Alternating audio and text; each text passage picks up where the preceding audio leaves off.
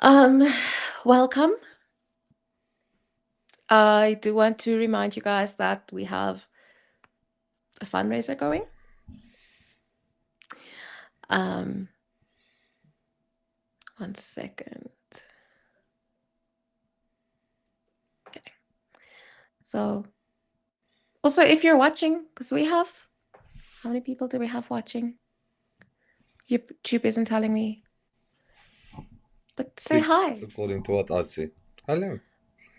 There we Say go. hi in 6 the people. chat. Hello. Yeah, say hello. So our Summer Strings fundraiser is still going, obviously. The goal is 173,000 euros. That is, one second. That is over 20,000 US dollars, to put it. No, 200, you mean? 200. Yeah. It's cold. My brain is not working. It's actually cold. I don't like it. But anyway, yeah. And so far we have 5,000 pounds. 5,000 pounds as Euro. euros. My brain. It's so kind. I Not need to go working. get the Not heater. working. I need to go get the heater actually. Okay, but we've just got just over 5,000 euros. Um, and 59 donations. So thank you to everyone who has donated so far. Also, we need Starlink parents, please. Pretty please. Because yeah. Right now we're paying for Starlinks and we don't have parents for them, so it's taking some of the general donation money that's now going there. So it's a bit difficult. Yeah. And then let's see here. Okay. So we are talking about the ISW's new report that came out on the. Hi, Robert. Thank you for joining us. So the report came out on the 25th of May, and it is titled Ukraine's Intermediate Range Strike Campaign and New Mechanized Attacks Herald the Start of a New Phase of the War. And Viper, I sent this to you, and your response was six. Okay, your response was that's 60% accurate. Yeah, around about 60%. For sure. Okay. So let's get into it about why you're saying it is 60%. Or let's first start with what they are saying, and then you can go from there. What do you think? Okay. Yeah, you can tell. So, gonna be honest with you guys, I did not read the full report. I popped it into ChatGPT and was like, give me a summary because, yeah, Because AI. because I can. Main takeaways is the Ukrainian deep strikes on logistics, the suppression of Russian air defenses, tactical drone superiority. There's a claim that we'll see a return of mechanized attacks. And then, yeah. So, Viper, the war has been pretty much positional since 2023, with very little. Yeah, I Like don't think so. slow It movement. was very no, it was very positional in 2023. In 2024, it changed from more positional war to like 2024. There was a lot of cross-border incursions, even from Ukraine to Russia, Don't Russia tap. into Ukraine. Now I'm tapping. Somebody's walking in the back of Oh, me. okay. So there was a lot of like 2024. There was a lot of movement in cross-border. Mhm. So it was quite difficult. But you know what? That's like briefly saying that, oh, okay, everything is gonna go to deep strikes. Um, the front line doesn't exist anymore, you know, and we will. I can tell you for one, the fact that they state that there will be mechanized movement. Mm-hmm. There's no way that anybody can do mechanized movement. So if you look in like 2022, 2023, we saw large columns of armored vehicles, tanks. There was a lot of equipment moved. And in 2022, when Russia did the invasion, everybody was skeptical and said, yeah, okay, it's going to take a week. And I mean, like everybody. Um, but what they forgot about it was the decentralization of Ukrainian armed forces managed to overwhelm mechanized movement. So the reason why most critics said in 2022 that it will be a 7-day war is because, 3-day war, okay, actually. one, yeah, 3-day war. First of all, they were looking at the amount of equipment that Russia had versus the amount of equipment that Ukraine had. So that immediately told them that in a conventional war, non technology driven, it is about how many tanks is I've got that I can put against how many tanks of you, or artillery, or uh, bodies, infantry, or so. In a conventional way of war, it's always been measured by the strength and the amount of equipment that you had available. So Russia was looking at that, and the rest of the world was looking at that, and they were saying, okay, so of course, Russia has got the second most equipment in the world, so they should be able to do this very quickly. But what they didn't think about is the decentralization and civilization of Ukraine standing up against this attack. Mm-hmm. So they thought it's going to be 2028 Georgia. They're going to go in 2008 Georgia. 2008. Sorry, not 2020. 2008 Georgia. So they Time thought traveling. like they're gonna have that same response, and then so when they committed initially, they in the first couple of weeks it was something ridiculous, like 115,000 square kilometers that they captured. But remember that they didn't commit the full force. So behind the frontal push, there was almost nothing. So if they committed all the equipment and everything from the beginning, it would have been a total different picture. But they didn't. So 2022 was very scattered fighting, a lot of engagements, and a lot of guys with RPGs kicking the crap out of artillery and things like that.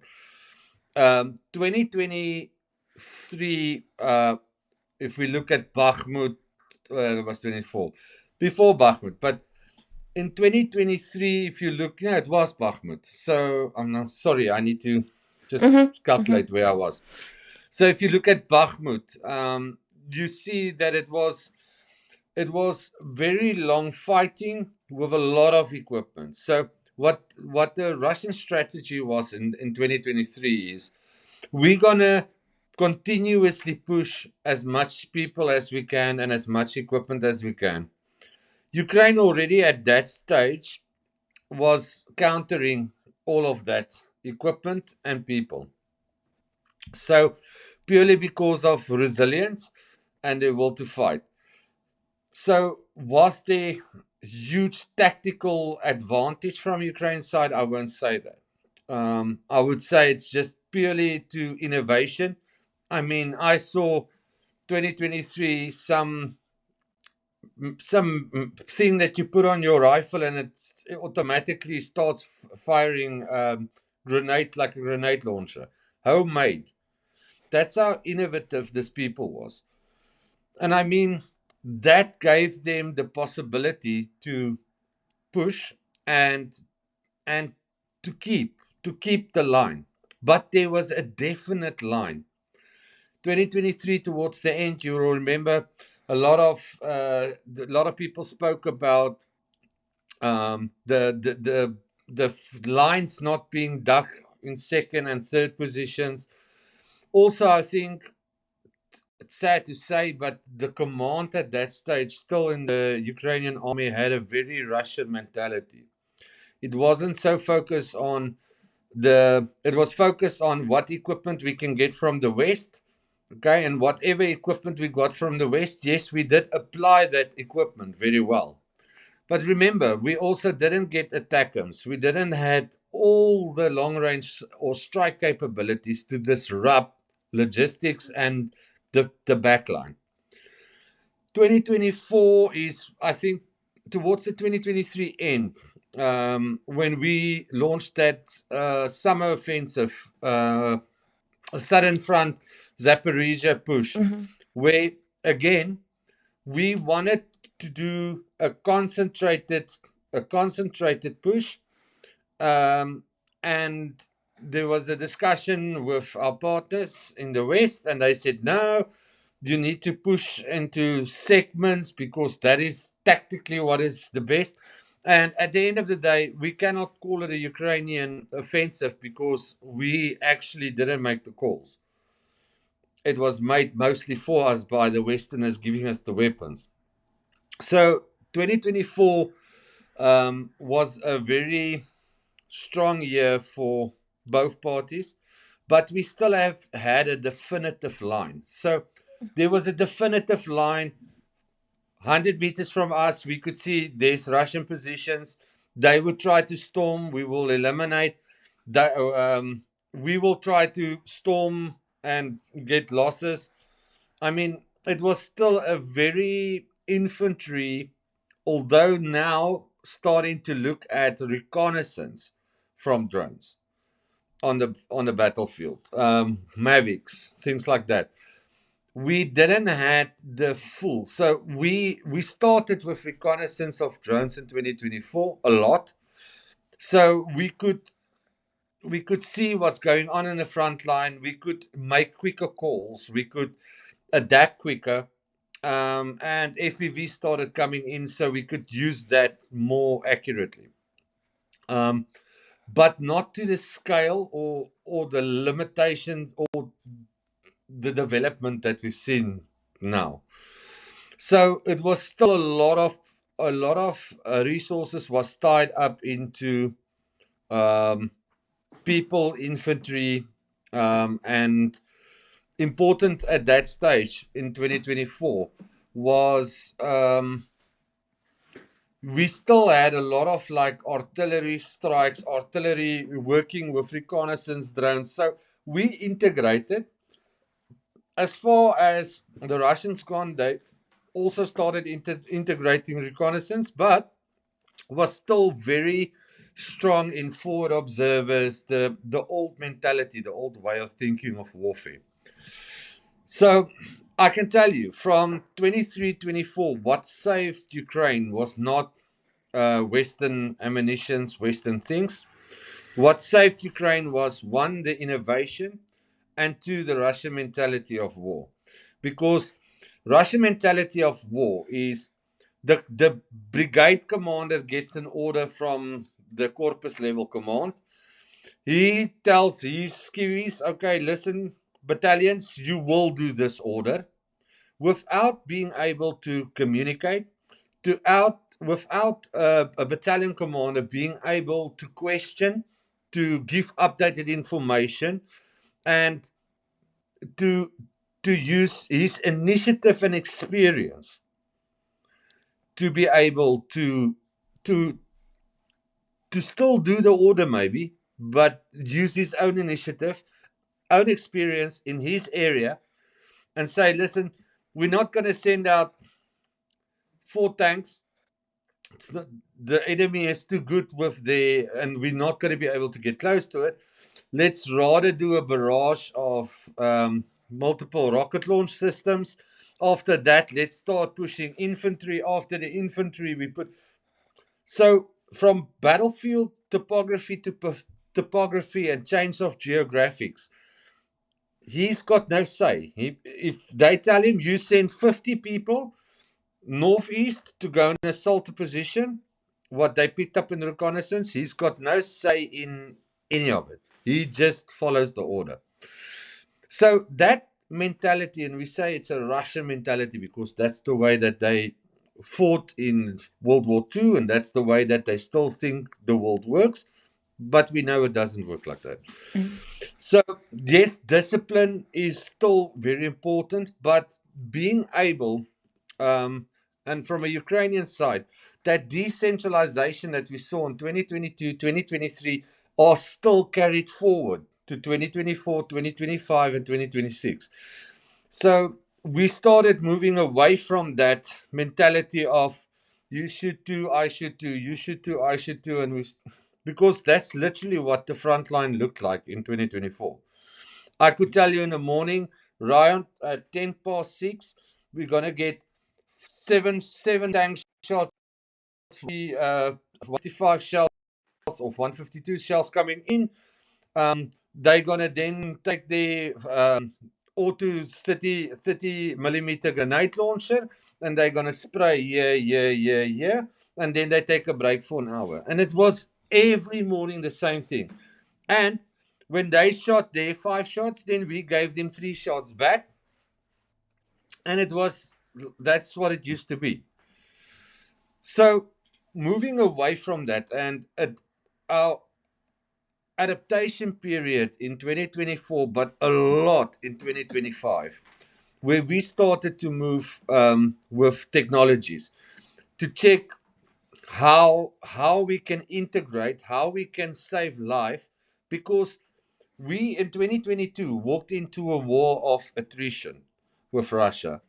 We do not have 120 million people. We've got a way smaller pool. So our command and our country actually started looking at how is it possible for us to utilize technology to not to commit people, because I mean that's your most valuable asset that you've got. Yeah. I do want to say, donation came in, came in at the start, but I didn't want to interrupt you. So thank you so much to Robert for the 52 euros and 47 cents. Thank you so much. Thank you. Yeah. Guys, sorry, I see these questions, so I'm gonna go through quickly on what we're doing, and I know I'm speaking a lot, but give me some time. I'll try and explain as much as possible within operational security that I can. So, Hey.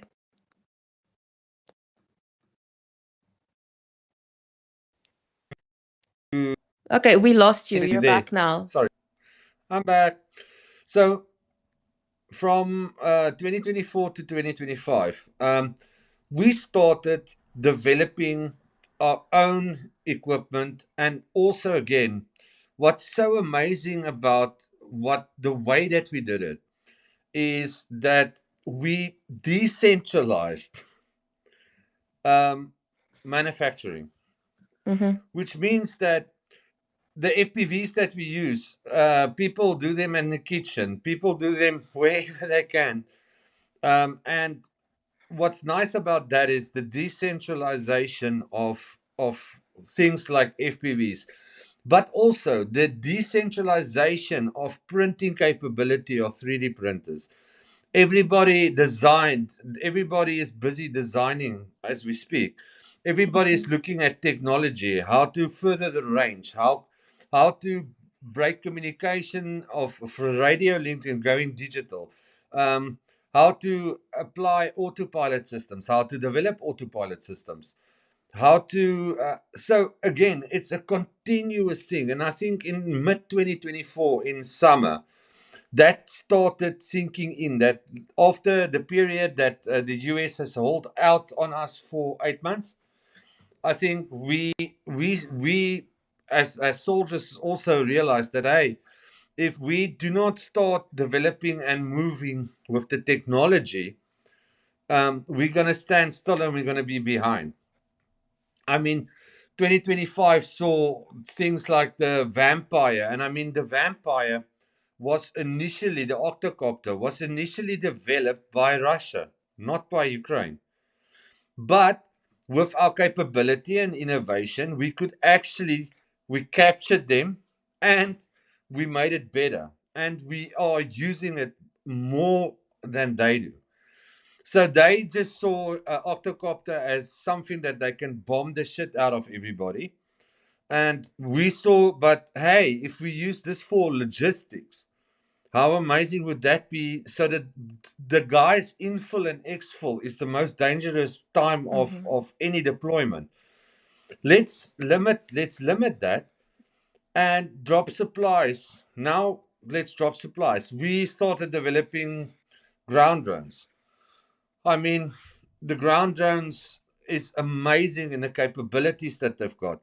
Also, it started becoming a competition in range. So, Mm-hmm. how far can you take an FPV and hit a target? And as you can see now, we winning that race by technology. And the thing is, they were the first to start using optic fiber. But now we get to a point where the development is of such redundancy that Mm-hmm. you don't need an optical wire anymore. There's other systems that you can use to make sure your drone doesn't get jammed. It makes it virtually almost impossible to jam.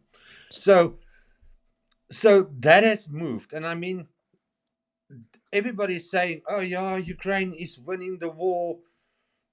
Guys, I can tell you now, as a frontline chief sergeant that I am with access, that I don't think we're winning the war.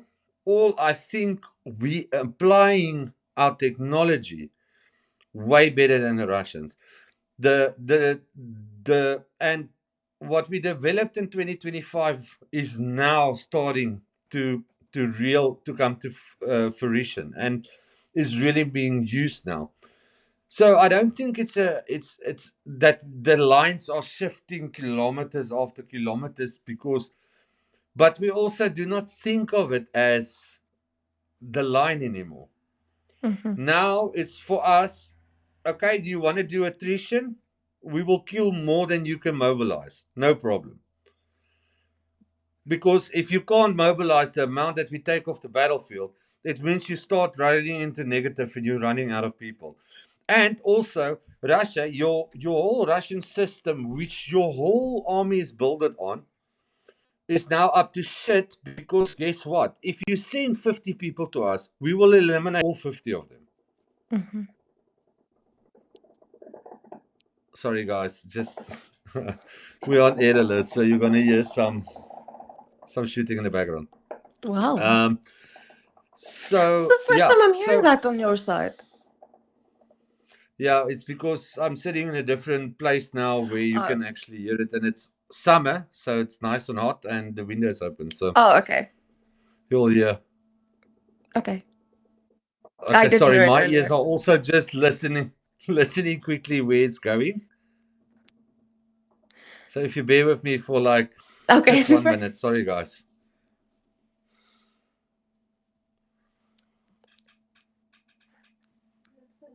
Oh, that's it. Okay, no, it's all right. It's not directly over us. Might be coming, but anyway. So taking that technology, and that's the important thing, is whatever momentum we had in 2025 now is very, very important because that is what is building the momentum that we've got. So the technologies like, for instance, the flamingos, it's a capability that the West has always took out our knees Mm-hmm. underneath us the whole time. Are you allowed to strike with only 50 kilometers. No, you're allowed to strike, but okay, 150 kilometers now. Oh, Mhm. yeah, you're right. So it was always that bullshit. Sorry, guys, the explosions, they took it out. Our air defense is awesome. So it was always that. So, I mean, now, and believe me when I tell you that in the next, I think, year and a half to 2 years, we will have our own countermeasure for ballistic missiles and intercontinental ballistic missiles because we know what to do. And what's also amazing is people forget that the Sputnik spaceships was built in Ukraine. Mhm. The rocket systems for the whole moon developed for the USSR was built in Ukraine. So although Russians were very, oh, USSR, we the best, the tank that won the battle for the Russians in the Second World War was built in Ukraine. Mhm. People forget that. It's a history of ammunitions, equipment, military equipment that has changed battlefields. So the innovation expertise is all here. And then again, do we have momentum? Yes, we do, in the sense that no matter how hard they try to push, we can counter all the time, all the time, all the time. And the way that we operate at the moment, I mean, the front line has become 40 kilometers effectively. So the front line, there's gray zones of 20 kilometers where we have to train soldiers to move, to get into, to get out of, and to operate in. And it's extremely difficult. But so the NATO How? tactics that we were trained in, Yeah. Sorry. Continue. the NATO tactics that we were trained in, of moving a group of 6 people, and you have a fire support team, and that's bullshit. You can't do that anymore. You don't work like that anymore. We back to which I like a lot, South Mhm. African tactics of guerrilla warfare. Small Okay. two-man groups going in, doing the work. Okay.